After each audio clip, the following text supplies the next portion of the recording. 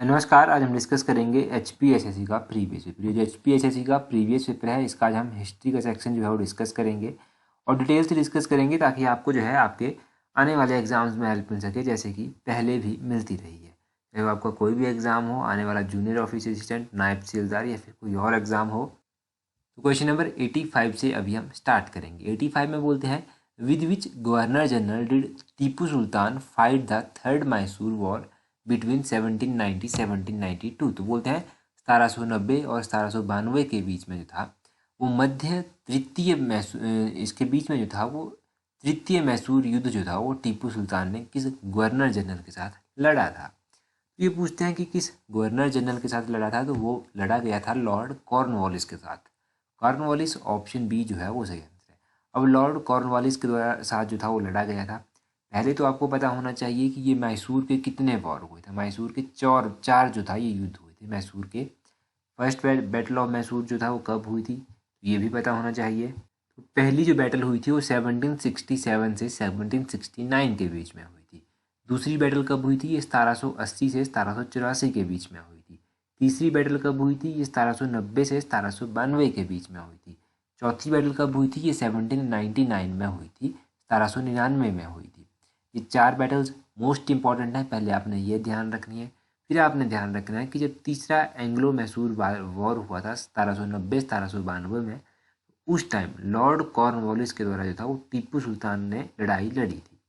और इसके बाद हुआ क्या था, इसके बाद जो था वो टीपू को जो था वो मजबूर होकर जो था वो श्रीरंगपट्टनम की संधि पर जो था वो हस्ताक्षर करने पड़े थे। कई बार क्वेश्चन पूछ जाता है कि श्रीरंगपट्टनम की संधि पर किसने हस्ताक्षर किए थे। वो तो टीपू सुल्तान के कार्यकाल के दौरान हुई थी, 1792 के दौरान जो था ये हुई थी। तो ये सारे क्वेश्चन आप यहाँ से ध्यान रखिए, हर एक क्वेश्चन इंपॉर्टेंट है। अगला क्वेश्चन है, बोलते हैं when did Nadir Shah invade India. तो बोलते हैं कि नादिर शाह ने भारत पर कब आक्रमण किया था। देखो, नादिर शाह की बात करें कि इसने भारत पर कब आक्रमण किया था, तो इसने 1738-1739 में भारत पर आक्रमण किया था। ऑप्शन ए इस क्वेश्चन का सही आंसर है। जब नादिर शाह ने भारत पर आक्रमण किया था 1738-1739 में, तो उस टाइम मुगल शासक था मोहम्मद शाह के शासनकाल के दौरान जो था इसने आक्रमण किया था। ये फारस का जो था एक आक्रमणकारी था, ईरान का आप कह लीजिए। और ये जो वॉर हुआ था, ये जो बैटल हुई थी इनके बीच में, इसमें जो था वो मुगल सेना जो था वो बुरी तरह से जो था वो पराजित हुई थी। ये नादिर शाह जो था वो 57 दिनों तक जो था वो दिल्ली में जो था वो लूटपाट करता रहा था और उसके बाद ये वापस भी लौट गया था। वापस लौटते वक्त इसने क्या किया, इसने मुगल राज सिंहासन, जिसको तख्ते ताउस कहा जाता था, तख्ते ताउस का कोहिनूर हीरा जो था वो, और उसके साथ साथ मोहम्मद शाह के द्वारा कुछ बड़ी ही हिंदू संगीत की प्रसिद्ध चित्रित फारसी पांडुलिपियाँ जो था वो डिज़ाइन करवाई गई थी, उनको जो था ये अपने साथ ले गया था। और बाद में चलकर 1747 में इसकी मृत्यु भी हो गई थी नादिर शाह की। ये भी आपने ध्यान रखना है नादिर शाह के बारे में। मोहम्मद शाह इसके कार्यकाल के दौरान हुआ करता था। ये सारे क्वेश्चन बहुत ही बेसिक क्वेश्चन हैं। अगला क्वेश्चन देखिए, बोलते हैं in which year was the dual government abolished. तो बोलते हैं कि द्वैग शासन जो था वो किसके कार्यकाल के दौरान समाप्त हो गया था, यानी कि कौन सा ईयर आपको बताना है कि कौन सा था। तो द्वैग शासनकाल जो था वो 1772 में जो था वो समाप्त हो गया था। ऑप्शन सी जो है वो सही आंसर है। 1772 में ये द्वैग शासन जो था वो इसका अंत हुआ। द्वैग शासन के बारे में आपने ध्यान रखना है कि लॉर्ड क्लाइव हुआ करता था। लॉर्ड क्लाइव में जो था वो 1764 में बैटल ऑफ बक्सर इसके टाइम में हुई। 1765 में इसने क्या किया, द्वैग शासन जो था वो लागू किया था और 1772 तक जो था ये द्वैग शासन चलता रहा था। ये आपने ध्यान रखना है। तो अगर आपसे पूछा जाए, यहाँ से 2-3 क्वेश्चन बने कि 1765 से लेकर 1772 तक ये चला, ये तो आपको पता चला। दूसरा क्वेश्चन यहाँ से बना कि जब बैटल ऑफ बक्सर हुई थी, कब हुई थी, 1764 में हुई थी, तो उस टाइम कौन यहाँ का गवर्नर हुआ करता था, या फिर कौन उस टाइम जो था वो गवर्नर था। तो वो गवर्नर कौन था, वो था लॉर्ड क्लाइव। तो लॉर्ड क्लाइव का नाम भी आपने ध्यान रखना है। ठीक है, ये बहुत ही बेसिक क्वेश्चन यहाँ से जाने आपने। अगला क्वेश्चन देखिए, 88 क्वेश्चन बोलते हैं which one of the following was not a prominent leader of Brahmo Samaj in Maharashtra. तो बोलते हैं निम्नलिखित में से कौन सा एक महाराष्ट्र में ब्रह्म समाज का प्रमुख नेता नहीं था। देखो, ब्रह्म समाज के प्रमुख नेता की बात करें कि इनमें से कौन सा नहीं था, तो ईश्वर चंद्र विद्यासागर जो था ये ब्रह्मो समाज का प्रमुख नेता नहीं था महाराष्ट्र में। ऑप्शन सी जो है वो सही आंसर है। अगर हम ब्रह्म समाज के बारे में बात करें तो यहाँ से भी डेफिनेटली क्वेश्चंस में एग्जाम में देखने को मिलते हैं। क्या क्या क्वेश्चंस यहाँ से देखने को मिलते हैं? पहला क्वेश्चन मिलता है कि ब्रह्म समाज की स्थापना कब हुई थी? 1828 में इसकी स्थापना हुई थी। किसने इसकी स्थापना की थी? तो इसकी स्थापना करने में मुख्य योगदान किसका था? राजा राम मोहन राय का था। राजा राम मोहन राय ने जो था, ये आपने ध्यान रखना है, इन्होंने जो था वो सती प्रथा को समाप्त करने में भी बहुत हेल्प की थी और इन्हीं के प्रयासों ने जो था वो 1829 में सती प्रथा का जो कानून था उसको निषेध जो था वो बना दिया गया था, उसको जो था वो इलीगल ठहरा दिया गया था। ठीक है, ये आपने ध्यान रखना है। इन्होंने जो था वो डेविड हेयर के साथ मिलकर जो था वो कलकत्ता में हिंदू कॉलेज की स्थापना भी की थी। ये भी आपने ध्यान रखना है। जब राजा राम मोहन राय की मृत्यु हो गई तो उसके बाद ये जो ब्रह्मो समाज था इसको देवेंद्र नाथ टैगोर ने जो था वो आगे बढ़ाया। ये भी आप ध्यान रखिए। और आपने ध्यान रखना है कि ईश्वरी चंद्र विद्यासागर का नाम भी आपने कहीं पर पढ़ा होगा। तो ईश्वर चंद्र विद्यासागर का नाम आपने कहाँ पर पढ़ा है? इन्होंने जो था, इन्होंने विडो रीमैरिज को लेकर जो था वो आवाज़ उठाई थी कि विडो रीमैरिज होनी चाहिए। इसको लेकर इन्होंने आवाज़ उठाई थी। इन्होंने जो था वो चाइल्ड प्रथा, जो चाइल्ड की जो मैरिज हो जाती थी, चाइल्ड मैरिज जो थी वो तो होती थी, बाल विवाह की जो प्रथा थी उसके अगेंस्ट भी इन्होंने आवाज़ उठाई थी। तो यहाँ पर आपने ईश्वरी चंद्र विद्यासागर के बारे में पढ़ा होगा, तो ये आप इनके बारे में ध्यान रखिए। बाकी जल्दी से कमेंट करके क्वेश्चन का आंसर बता दीजिए कि आर्य समाज की स्थापना कौन से ईयर में हुई थी और किसने आर्य समाज की स्थापना की थी? कमेंट कर दीजिए जल्दी से। अगला क्वेश्चन देखिए, बोलते हैं the most trusted adviser of emperor Bahadur Shah during the revolt of 1857 was. तो देखो 1857 के विद्रोह के दौरान बोलते हैं कि सम्राट बहादुर शाह का जो सर्वाधिक विश्वसनीय सलाहकार था वो कौन था? जब 1857 का विद्रोह हुआ तो उस टाइम सबसे विश्वसनीय सलाहकार जो कोई हुआ किसका? बहादुर शाह का। तो वो कौन हुआ? वो हकीम असालुल्लाह हुआ। ऑप्शन सी सही आंसर है। हकीम असानुल्लाह जो है वो एम्परर बहादुर शाह का जो था वो मोस्ट ट्रस्टेड एडवाइज़र था। अगर हम 1857 के विद्रोह की बात करें तो देखो 1857 का जो विद्रोह हुआ था उस टाइम दिल्ली में जो कोई विद्रोह के नेता थे वो थे बहादुर शाह। ये आपने ध्यान रखना है। और बहादुर शाह के अलावा बख्त खान भी इनका सहयोगी थे। और दिल्ली के अलावा अगर हम कानपुर की ओर बढ़ें तो कानपुर में नाना साहेब और तांत्या टोपे ने योगदान दिया। लखनऊ में बेगम हजरत महल ने योगदान दिया। झांसी में तो आपको पता है रानी लक्ष्मीबाई थी। जगदीशपुर में जो था वो कमर सिंह थे। इलाहाबाद में जो था वो लियाकत अली थे। क्वेश्चन क्या पूछा जाता है कि क्वेश्चन पूछा जाएगा कि दिल्ली में इस विद्रोह को कुचलने के लिए कौन से सैन्य अधिकारी थे? दिल्ली में इस विद्रोह को कुचलने के लिए जो था वो एक निकल्सन और एक हडसन, निकल्सन और हडसन ये सैन्य अधिकारी थे। और कानपुर में कॉलिन कैंपबेल थे। लखनऊ में भी कॉलिन कैंपबेल थे। झांसी में जनरल ह्यूरोज थे। और इलाहाबाद में जो था वो कर्नल नील थे। ये नाम आपने ज़रूर ध्यान रखने हैं। अगर आपने पढ़े होंगे तो रिवाइज हो गया, अगर नहीं पढ़े हैं तो भी रिवाइज करते रहेंगे हम आगे, आपको ध्यान रहेंगे फिर ये।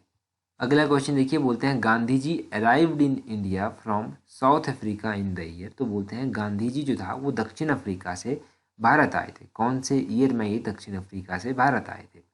देखो गांधी जी की बात करें कि ये दक्षिण अफ्रीका से भारत कब आए थे? ये 1915 में जो था वो दक्षिण अफ्रीका से भारत आए थे। कौन से ईयर में? 1915 में। तो इस क्वेश्चन का ऑप्शन डी जो है वो सही आंसर हो जाएगा। 1915 में अगर इनके बारे में आप थोड़ा सा जानेंगे तो ये 1915 में साउथ अफ्रीका से भारत आए। इसके बाद इन्होंने चंपारण सत्याग्रह किया। 1917 में जो था वो चंपारण सत्याग्रह किया था। अहमदाबाद मजदूर आंदोलन में इन्होंने सहयोग दिया 1918 में। खेड़ा सत्याग्रह भी इनके द्वारा किया गया 1918 में। और उसके बाद जो था इन्होंने असहयोग आंदोलन चलाया 1920 से 22 के बीच में ये चला। उसके बाद चौरी चौरा की घटना बीच में हो गई थी। इन्होंने क्या किया? असहयोग आंदोलन को वापस ले लिया। चौरी चौरा की घटना 5 फरवरी 1922 में हो गई थी। बाद में चलकर इनका डांडी मार्च आया। डांडी मार्च 12 मार्च 1930 से लेकर 6 अप्रैल 1930 के बीच में जो था वो हुआ था। डांडी मार्च में गांधी जी के साथ 78 जो था वो समर्थक थे, 78 समर्थक थे।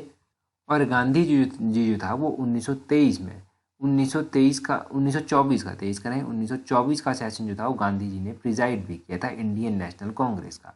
जो इंडियन नेशनल कांग्रेस का 1924 का सेशन था ये बेलगांव में हुआ था। बेलगांव कर्नाटक में पड़ता है। और इसकी अध्यक्षता महात्मा गांधी जी के द्वारा जो था वो की गई थी। ये आपने ध्यान रखने हैं क्वेश्चंस महात्मा गांधी से रिलेटेड। ये हमने क्विक रिवीजन एक कर लिया महात्मा गांधी के बारे में लगभग। तो इन क्वेश्चंस को आप ध्यान रखिए। अगला क्वेश्चन देखिए, बोलते हैं when was the first railway line open to traffic. तो बोलते हैं पहली रेलवे लाइन जो था वो ट्रैफिक के लिए कब ओपन हुई थी।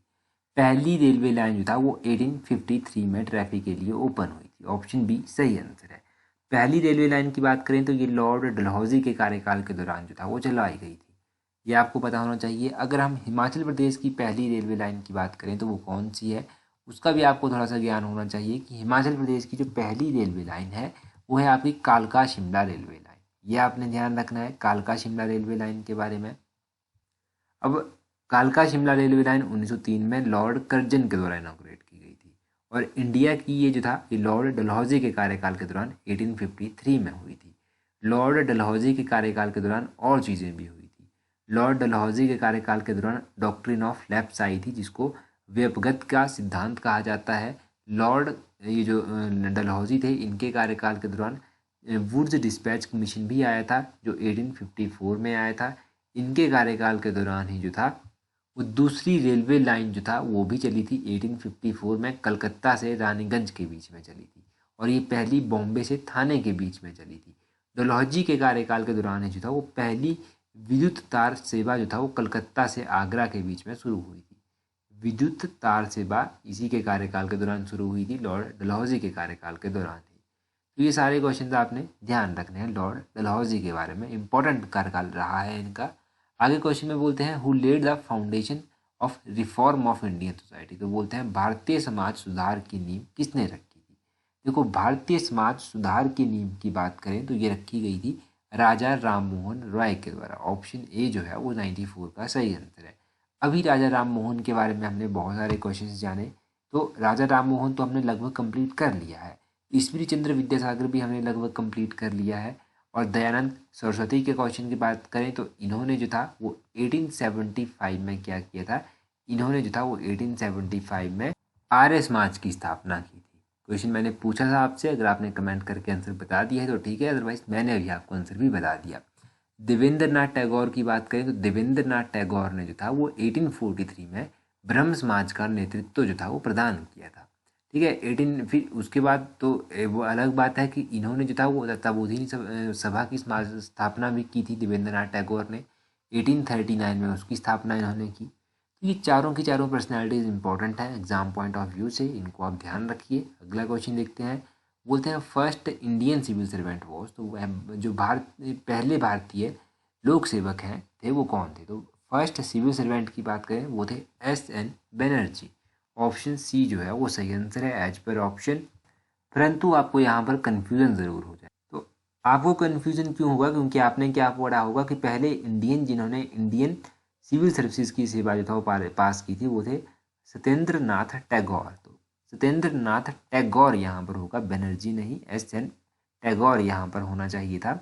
एक्चुअली में इन्होंने ऑप्शन ही नहीं दिए हैं सत्येंद्र नाथ टैगोर के, ये आपने ध्यान रखना है कि सत्येंद्र नाथ टैगोर ने जो था वो पहले ही इंडियन सिविल सर्वेंट हुए और इनको जो था वो बॉम्बे प्रेसिडेंसी जो था वो एलोकेट की गई थी। ये जो सुरेंद्र नाथ बनर्जी थे, सुरेंद्र नाथ बनर्जी ने जो था वो इंडियन नेशनल एसोसिएशन की स्थापना भी की थी। ये भी आपने ध्यान रखना है कि इंडियन नेशनल एसोसिएशन की स्थापना किसने की थी, सुरेंद्र नाथ बनर्जी के द्वारा इसकी स्थापना की गई थी। इनके साथ साथ स्थापना करने में जो था वो इंडियन नेशनल एसोसिएशन की स्थापना करने में आनंद मोहन बोस का भी जो था वो योगदान रहा था।